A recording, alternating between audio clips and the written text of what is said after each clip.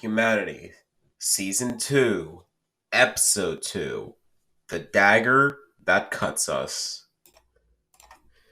We open on a man sitting in front of a campfire late at night. The man's name is Torrin Russell. He is cooking a rabbit over the fire, looking in silence. He would hear the sound of scratching. Torrin turns to a girl who is his daughter, carving a tree with a dagger. Come on, Amber, stop that. You're gonna hurt yourself if you're not careful. Amber would laugh and continue carving the tree with a message. Amber Russell was here. Okay, you done now? Food is almost ready. Amber would say she has one more thing she wants to do as she carves the date into the tree.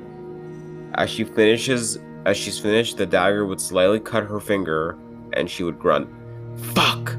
Torrin would go up to her. Told you that would happen. Now sit down. Amber would sit with her bloody finger. Torrin would clean it with a rag. Amber, the dagger is not a toy. I gave it to you so you can defend yourself, if I cannot.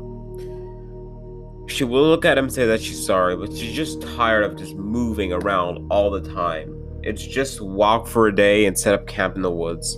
That's how it's been for almost 3 months. Torrin says he feels the same way, but he just won't risk staying in the same area for more than a day. Are you gonna take my dagger away? Torrin would laugh. No, I'm not gonna take it away, Amber. Won't take a weapon away from you. The rabbit would be ready and Torrin and Amber would eat their meal. After finishing, a lone infected would approach the camp. Torrin says he's got it as he would pick up a 2-headed hatchet and walk up to the infected, swinging at its head and decapitating it. Amber would ask if it's the only one. Torrin would say it was. Torrin sits back down as Amber would ask if she can sing a song before they sleep. Torrin says sure, but tells her to just not be too loud. Amber would sing her favorite song, Dirty Road Scholar by Dean Brody. Amber would sing as Torrin stares in silence at the campfire. Torrin would hear a noise coming from the woods. He would tell Amber to stop singing as he picks up his hatchet and slowly gets up. Walking towards the woods to investigate, he would be encountered quickly by 5 men emerging from the bushes, holding and aiming guns. Torrin would look at them, worried, as he walks back slowly with his hands up. Amber would look terrified. One of the men would come in front of them holding a shotgun. Singing campfire songs, are we? Torrin would look at the man and ask what they want. The leader would say, all we want is what you have. You see, food is not exactly common nowadays. He would laugh as he would order his men to check Torrin and Amber's backpacks. Amber would look at Torrin. Torrin would reassure her that it's going to be okay. Hey Justin, they have almost nothing, just some food and some other junk. One of the men would say, going up to Justin. Justin would look at Torrin in the eyes. Well, that's not good, is it? We are very hungry, and you have nothing to offer us. Amber stares at Justin and pleads. Please, we got nothing. Leave us alone, I beg you. Justin would laugh. Is that your daughter, man? He would say to Torrin. That is none of your concern. Justin would laugh a bit. Oh, so since you care so little about her, you wouldn't mind if I... Justin would quickly holster his shotgun on his back and run fast at Amber, grabbing her and pulling out his pistol, aiming it at the back of her head. Torrin would panic and run at him. Let her go, you sick fuck! One of Justin's men would hit him in the gut with the rifle and knock him to the ground. Amber would scream and struggle for her dad, who was on the floor now. Torrin would look at Justin. Please don't hurt her. I'll do what you want. Don't worry, I won't hurt her. He would laugh and nod at one of his men. The guy would hit Torrin in the head with the butt of his rifle, knocking him out. Torrin would wake up in the morning. He looks around, freaking and screaming for Amber. His and Amber's bags are gone, and he is stripped of all weapons, except for Amber's dagger. He would notice a message carved into a tree. If you want your daughter back, then you better do what we say. Bring us supplies, lots of them, to this location on the map below the note. You have a week. We hate to have to do this, but that's just how we survive now. If you try anything, we will kill her. Torrin would get on his knees and hyperventilate.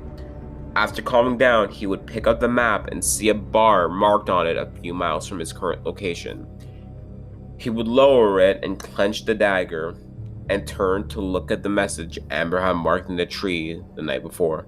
Amber Russell was here.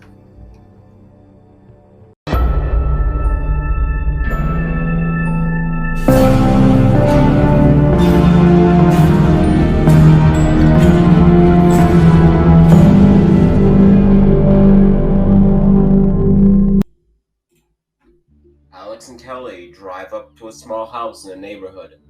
Kelly shuts off the truck and says that they can stop here for the night. Alex turns to her. Gonna be nice to not sleep in a truck for a night. This house looks clear. Kelly tells him not to jinx it, and they still need to be careful. The duo get out of the truck and slowly walk to the door of the house. Alex peeks through the window next to the door. I see nothing. Kelly opens the door slowly and walks in along with Alex. They search around the house and find no infected. Well, we're in luck. Looks like we can have a night in a nice comfy bed and not in an old truck. Alex would laugh as he enters the bedroom. They look around for supplies. Kelly opens a closet and smiles as she sees a submachine gun in the corner. Holy damn, check this shit out. She would pick up the gun and show it to Alex. Holy damn, is it loaded? Kelly checks the mag and says, yep, it is half full. Alex says that it'll help if they get in a pinch. They used most of the ammo in the pistol when they encountered with the dead in Tennessee. Alex pulls out the map and he found the clinic and looks at it and smiles. Well, we are almost there. We are probably almost out of Arkansas now. And then we're in Texas. We could be at Jeff's place by tomorrow if we're in luck. Kelly says she is happy that the journey went well. They had to take detours to wood highways and cities, but they stayed out of trouble. So Alex, do you think Chloe is with Jeff? I really hope so, Kelly. Jeff is a survivalist. He always talked about doomsday prepping and shit. Makes sense that Chloe would go to him. Kelly asks what his plan is if they're not at the house. Alex replies with saying that he will keep looking until he knows for sure. Can't blame you for that. I don't think I'd be different if I was in your shoes. Alex says they should go sleep and leave early. If things go well, they can be at just by sunset. Alex wakes up a few hours later, hearing the sound of footsteps. He nudges Kelly, waking her up. Kelly asks what's wrong. Alex whispers to her that he thinks there's someone here with them. Kelly asks if he's sure. Alex gets up and takes the pistol out of his backpack. You're going to check it out? Kelly asks. Yes, but be careful. Stay put and be ready to back me up if needed. Kelly tells him to be careful, and Alex leaves the room with the gun in hand. Alex slowly walks out the room to the living room, looking around, seeing nothing. He walks to the front door to see it partially open. He would examine the door as he would hear someone telling him not to move and to drop the gun. He turns around and sees Torin behind him, holding the gun. Okay man, no need to do anything rash now. Torin tells him to shut up and give him all he has. Alex walks up to Torin with his hands up and asks him why he is robbing them. Torin, holding the gun at Alex's head, says he does not want to do what he's doing, but he needs supplies. For what, man? As Alex finishes his sentence, he would see Kelly emerge from the hallway, slowly holding the SMG, aiming it at Torin's head. Drop it, man. I won't give you a second warning. Torin puts his hands up. Okay, you got me. Kelly tells him to drop the gun. Torin does so, and Alex retrieves the gun. Kelly keeps her gun on Torin and tells him to do what she says. Torin is tied to the railing of the staircase as Alex and Kelly begin to question him. Look, you two, I'm sorry for what I did, but I had no other choice. I needed those supplies, desperately. Kelly looks at him. Well, so does everyone. You're not special, man. If you want food from someone, holding them at gunpoint and demanding them give it to you is not gonna be the best way to do it. So are you telling me my daughter is not special? Alex asks what Torin is talking about. A few days ago, these freaks confronted me and my daughter Amber. They took her hostage and are now forcing me to get them supplies or else they would kill her. Kelly looks at him in sympathy. Jesus, man, I'm so sorry to hear that. I guess I see why you're so desperate now. We have quite a decent amount of supplies in our bags. We could spare some for you. Torin looks at her in surprise. Thank you so much. I only have about a day left to get them what they want and bring it to their location. Alex smiles and says they'll get him some stuff. Kelly pulls out her knife and cuts Torin free. I'm Kelly, that's my boyfriend Alex, she says, smiling. Torin gets up after being freed. I'm Torin Russell, and thank you too. Alex says it's not a problem. So Torin, where is this place you need to bring stuff to? We could bring you there if it's not too far. Torin pulls up the map out of his pocket he was left at the camp and shows the bar marked on it about 20 minutes away from where they are. Alex looks at it and says, it's actually along the path of where they're going, and they could take him there if it's not too late. Torin asks if they're sure about this. Kelly reassures him that they'll do it, but asks how many people are in this group back in the woods. Torin says there were 5 in the woods, but for all he knows, there could be more. Kelly tells him just to be careful at the bar in case this could be a trap. Alex says they should get some rest and they can go at first light. Kelly leads Torin to another room to sleep, and Kelly and Alex take their own room. In the morning, Alex, Kelly, and Torin are in the truck driving to the bar. Torin asks, hey, so if I may ask, what are you two doing out here on your own? You both seem quite young to be roughing it out here. Alex responds, well, I don't want to be saying too much here, but I'm going to look for my sister. She ran off 2 months ago, and I found out where she might be. I need to find her and see that she's okay. Torin asks if he's sure that she is where he thinks she is. Alex says he found some clues that make some sense, and he just would rather die taking chances to find her than just sit around doing nothing and not knowing. Torin says he is sorry to hear that. He knows how important family can be. His daughter Amber is only 13 years old, and she is all he has. Even before the world ended, his wife left him and he lived a low-paying job. He would do anything to keep her by his side. Al turns to him, even holding teens at gunpoint. Torin would laugh as he says he's sorry about that. Kelly asks him what his plan is after he gets his daughter back. Well, I'm not sure. We've been moving from place to place, just getting by. Well, hey, if you want to, you're welcome to come with us to Texas, you and your daughter, Alex says, looking at him. Torin smiles. I'll ask Amber what she thinks. I feel she would like that. She was always complaining about what we were doing. Maybe being in a real group would help her. Torin says that they're nearby and tells Kelly to stop the truck. The three get out of the truck as Kelly walks up to the road sign with a message marked on it. Show aggression and you will die. Well, Torin, I feel this is the right place.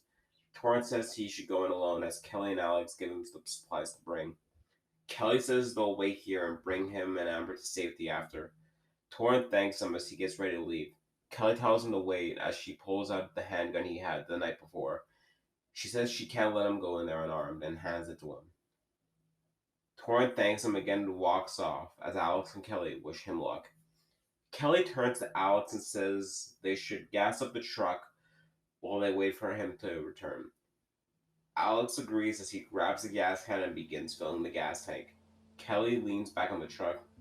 Hey, you alright, Kelly? You look like you're bothered by something. Kelly looks at him. It's just...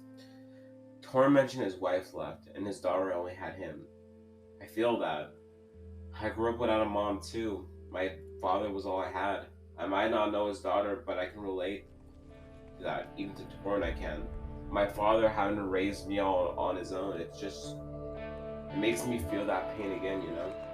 Alex says that he's sorry that she has to be reminded of her past. He finishes gassing up the truck and hugs her and tells her that she will always have him. And he will always love her, no matter what. Kelly and Alex wait around for Torin, not saying much to each other. Kelly looks down the road and sees a black Jeep driving towards them. Kelly tells Alex they got company. The black Jeep stops as 2 people come out aiming their guns. 2 people that were in the woods with Torin.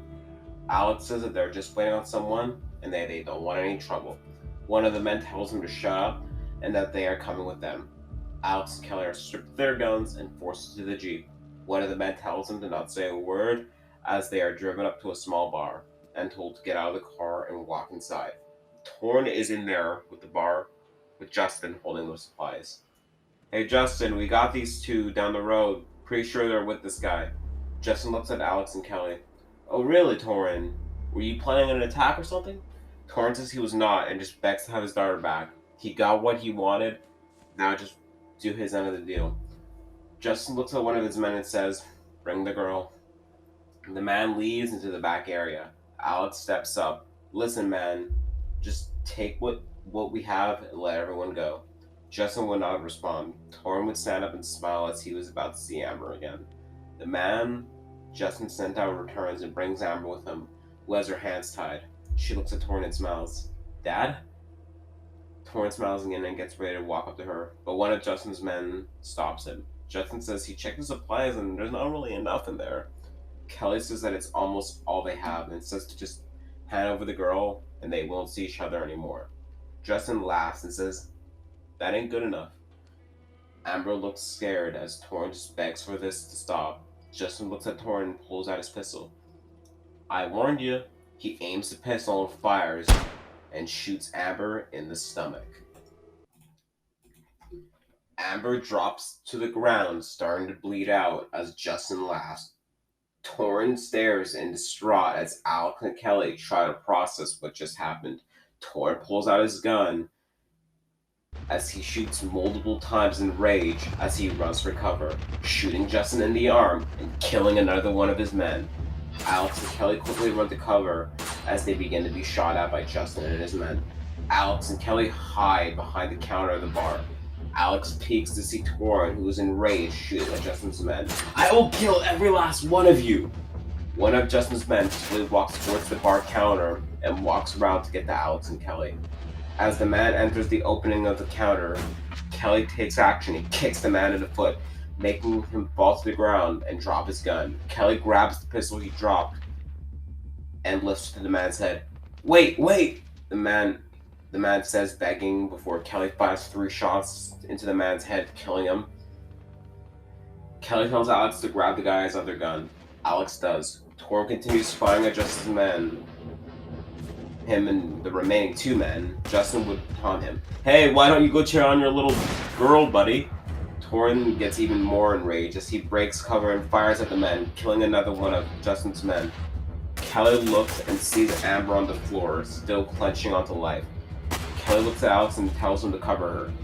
Alex is okay as Kelly jumps the counter and runs to pick up Amber. Alex returns fire to Justin and his last man, but does not hit any of them. Kelly runs back to the counter, holding Amber in her arms, and sets her behind it, putting pressure on the wound. Amber oozes blood out of her mouth. "Alex, help Torrin, I got this." Alex runs out of the counter and takes cover behind the table. Alex fires at Justin and his goon from cover and lands a shot on Justin's other man, killing him instantly. Torrin tries to shoot at Justin but is out of ammo. Justin would notice and aim at Torrin to kill him. Alex quickly reacts and fires, shooting 3 times, hitting Justin in the gut 3 times, making him drop to the ground. Alex says it's clear. Torrin walks to Alex, and then the 2 walk up to Justin, who is clinging on to life. Torrin looks at him and says, "What the fuck did that 13-year-old girl ever do to you?" Justin responds by gurgling blood. Torrin says, "Yeah, you got nothing to say," as he pulls out Amber's dagger and puts it right through Justin's skull, killing him. He looks at him for a second, then runs to the counter where Kelly is holding Amber, who is dying. "Torrin, I'm so sorry, but she's losing too much blood." Torrin cries and runs up to Amber, holding her, and begs her to stay with him. Amber coughs up blood, not able to speak, as he puts pressure on her wound, trying to keep her alive. Alex would stare in sympathy as Kelly would begin to have tears in her eyes. "Please, Amber, I can't lose you. It's gonna be okay, I promise." Torrin would cry and scream as Amber goes limp. As Torrin bawls his eyes out, as Alex puts his hand on his shoulder.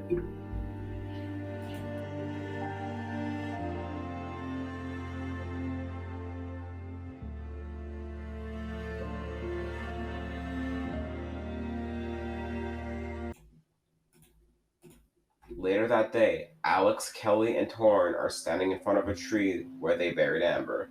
Torrin looks at the grave, still crying. Kelly would hug him. "I'm so sorry this happened to you, man. This should not have happened. She deserved way better than to be shot by that prick." Alex says that she is in a beautiful place now where she won't have to be afraid. Torrin thanks him and says they're the first people he's met since the start that are good people. Kelly says that Torrin is a good man too. Kelly looks at Torn. So me and Alex are going to be continuing to Texas. I know this didn't go the way you wanted to, but the offer still stands if you want to come with us. Alex says that they're at a school where it's safe, and they're going to be going back there once they get his sister back. And Torn would make a great addition there, he believes. Torn agrees and says he'll go with them. Kelly says she's going to start the truck. Alex says he'll go with her. Torn says he'll follow, he just wants to say his goodbyes, and he'll meet up with them. Alex and Kelly leave, and Torn kneels at the grave, crying. He says he's sorry he failed her, and he's sorry that she had to die in such an awful way. He's going to keep going for her and be a strong person for her. He says he loves her, and no matter what, no matter where she is, that'll never change. Torn pulls out Amber's dagger and carves it to the tree. Torn gets up and walks off. We focus on the tree saying, Amber Russell is here.